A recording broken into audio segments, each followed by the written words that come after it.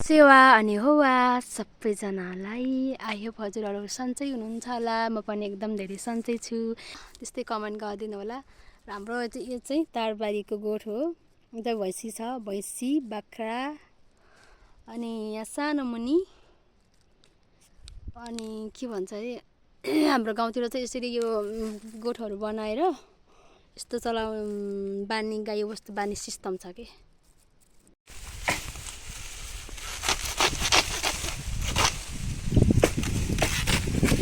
यो भान्जा खान्छ भान्जा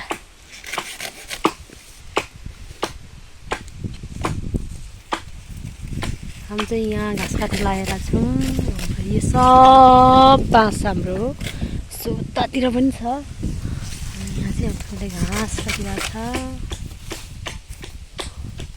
अनि अरू सबै खोलो अनि अरू पुरो तिमीले होइन मात्रै पर्सै भएन चाहिँ घाँस काट्दैछौँ अनि यता छाङको कलबोटे डाँडामा। हाम्रो यो डाँडा चाहिँ कोइले डाँडा भन्छ। बुढा चाहिँ हुन्छ हाम्रो भान्जा मेरो हस्बेन्ड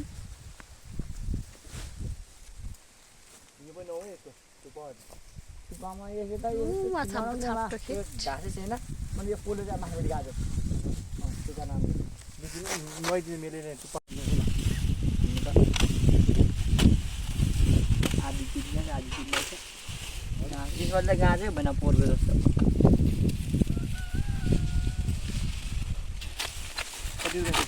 बोकेर लकडाउन नाटले भन्छ लक्दैन त्यसपछि चाहिँ पोस्ट पेन अहिले कता त्यस्तो छ क्या नक्टा गर्छ उहाँ बोकेर जाने लक्दैन है माथि नाम्दा भन्यो। अनि अहिले माने अब भोलि गएर त हाम्रो पालामा त अनि त्यस्तो भने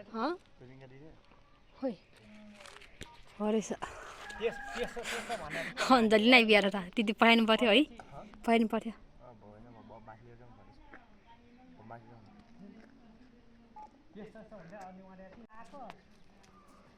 दिदी साइली दिदी आउँदै हुनुहुन्छ यहाँ छोरी अञ्जली म यहाँ घर हेर्दै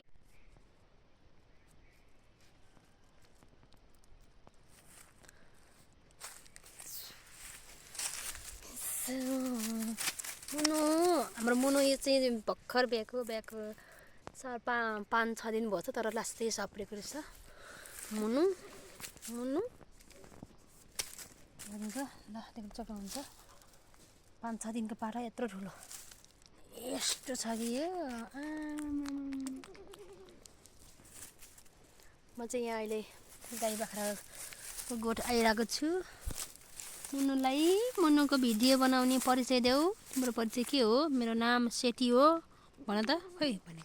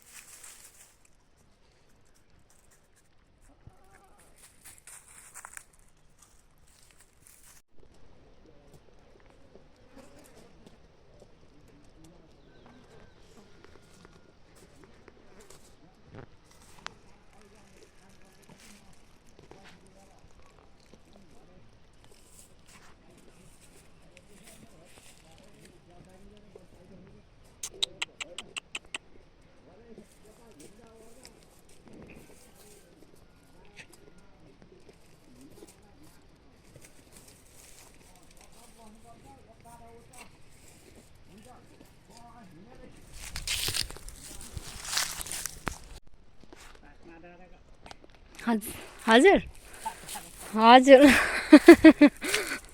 बाटमा बाहिर हुनेहरूलाई पठाइदिएको क्या भिडियो खिचेर। हाम्रो गाउँघर कस्तो भएको छ भन्छ अनि हाम्रो गाउँघर यस्तो छ भनेर पठाइदिनु लाग्यो। हजुर हजुर गाउँघर कस्तो छ हाम्रो गाउँघर कस्तो छ भन्छ हाम्रो गाउँघर यस्तो छ भनेदेखि अहिले कस्तो भयो होइन। हजुर त्यस्तो लाग्दो रहेछ अङ्कल।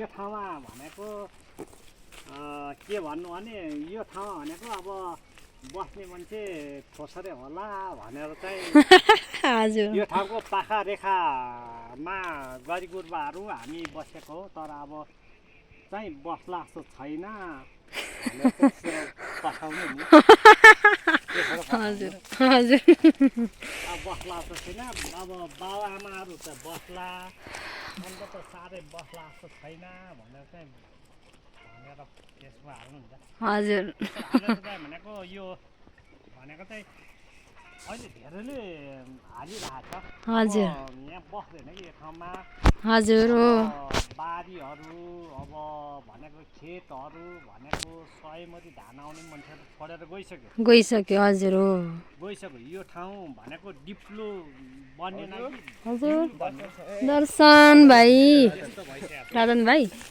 ओहो म त नझन्दै नचिनिया छ न जाने तल पछाडि त कहाँ तल जाने मन जाने तल्लो गयो आउँछ हस् हस् भाइ म भिडियो बनाएर क्या गाउँ घरको हाम्रो भाइले पढाएर आएर यो जाने तिमी उता फोटो खिच्नु कहाँ जानु लाग्थ्यो तिमी चाहिँ फेरि यो पाछे हो क्या ए हुन्छ अङ्कल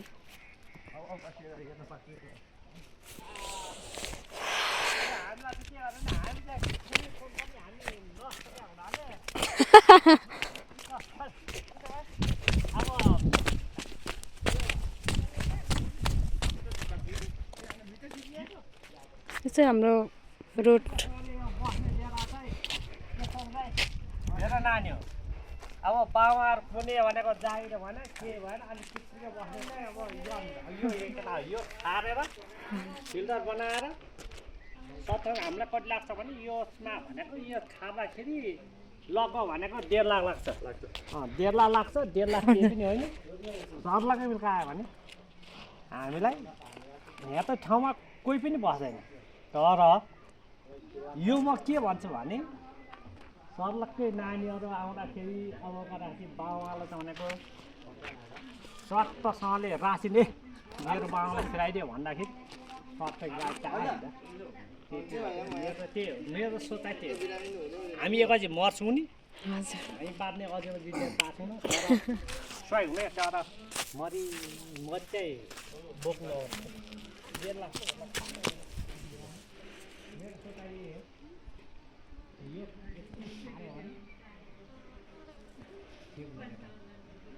यो चाहिँ सुक्रेको मलाई हेर अब सबै गाडीले खसाल्थ्यो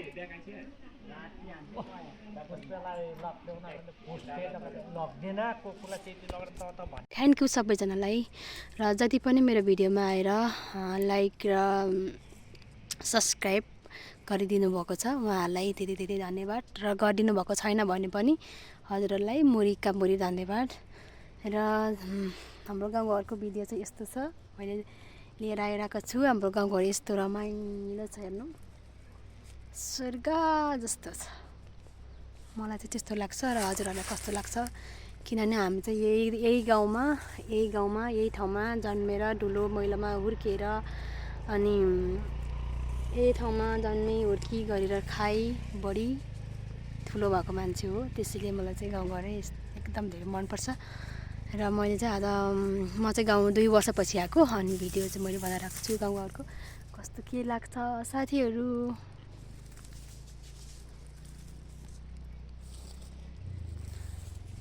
र हामी चाहिँ हिजो गाउँ आइपुग्यो र अब हामी फेरि चाँडै केटिएम नि फर्किनेछौँ किनभने मेरो काठमाडौँमा मेरो अब काम छ नि त अनि त्यसैले अब यहाँ सधैँ बसेर पनि भएन किनभने हुन त मलाई गाउँहरू नै ठिक लाग्छ बस्नको लागि चाहिँ अनि तर केटिएम फेरि नगई हुँदैन म त्यसैले बोल्न पनि जान्दैन जतिसम्म मेरो बोल्ने दिमाग र शक्ति छ जसरी त्यही अनुसारले म ब्लग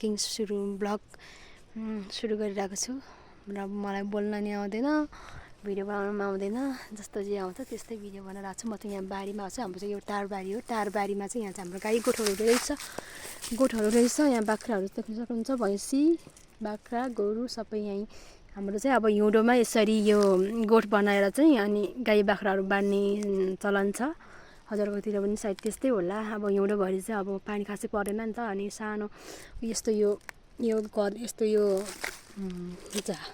के भन्छ अरे स्याउलाको चाहिँ यस्तो यो बनाएर सेप्री भन्छ, सेप्री बनाएर गोठ बनाएर चाहिँ गाईबस्तु यसरी बारीमा बाँध्ने गर्छौँ हामी। अनि यहाँ भैँसी छ, गोरु उतापट्टि छ, बाख्रा छ, अनि एउटा सानो मुनि बिहा छ, यता सानो मुनि बिहा छ एउटा बाख्राले।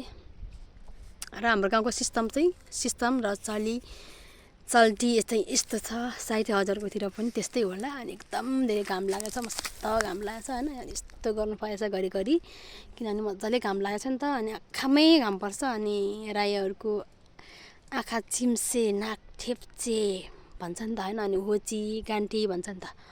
तर त्यस्तो भन्नेहरूलाई चाहिँ भन्ने चाहन्छु, तर माइन्ड नगर्नु होला। मैले यतिकै सिम्पल सादा भिडियो चाहिँ बनाइरहेको छु।